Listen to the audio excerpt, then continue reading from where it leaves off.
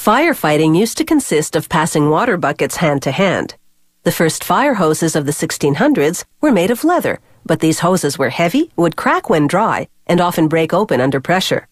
Modern firefighting began with a lightweight cotton fire hose, lined with rubber to keep the cotton dry and flexible. Fire hoses come in a range of sizes to fulfill a range of functions, from small lightweight ones for fighting forest fires to large heavy-duty hoses for industrial fires. Production begins with hundreds of bobbins of polyester yarn feeding automated looms a floor above. A series of spring rods keep the yarns under uniform tension. This is essential to create a tight weave.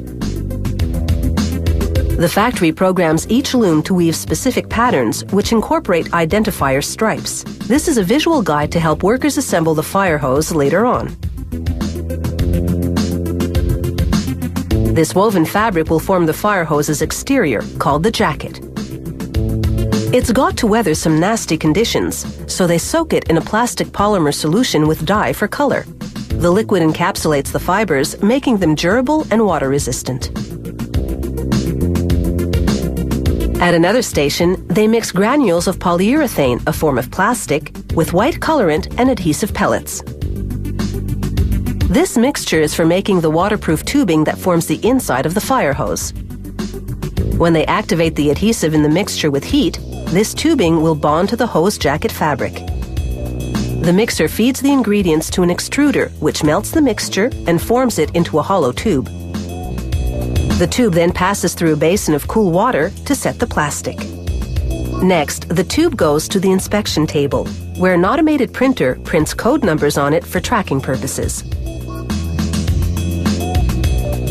To assemble the fire hose, they first pull an outer hose jacket over a 30-meter-long cable.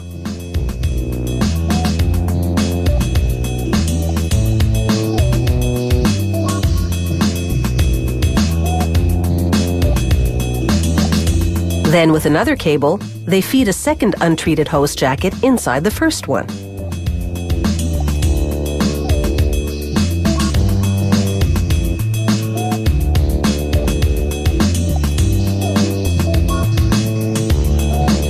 Finally, they attach a cable to the third and innermost layer, the tube, and pull it along the entire length of the double jacket.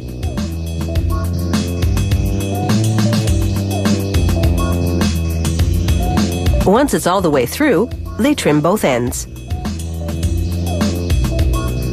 The 3 layers, outer jacket, inner jacket, and tube, are now ready to become one. They begin the fusing process by clamping one end of the assembled hose to a steam nozzle.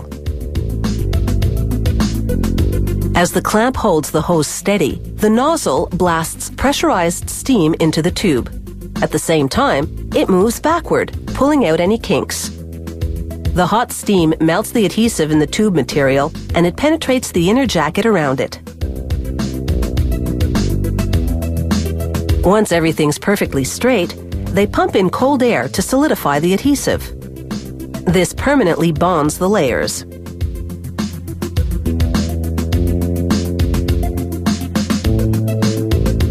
They roll up the finished hose into a coil, controlling the winder with a foot pedal. Then they lay the coiled hose on a table to install the couplings. Those are the components that attach the hose to the water supply on one end and to the spray nozzle on the other. They trim each end, then insert a brass expansion ring and an aluminum coupling on top. An expansion machine does the rest. They attach the end securely to the machine's protruding bar. Then the bar retracts and expands, pushing the brass ring outward. The force wedges the brass into the aluminum coupling permanently. This company tests every fire hose it produces under high water pressure on this table. After marking the type of hose with a stencil and indelible ink, they fill the hose with water. They check for holes and kinks and verify that the couplings stay in place. After the test, they drain the water. They insert a giant sponge to get rid of any water left behind. And now these new hoses are ready for their baptism by fire.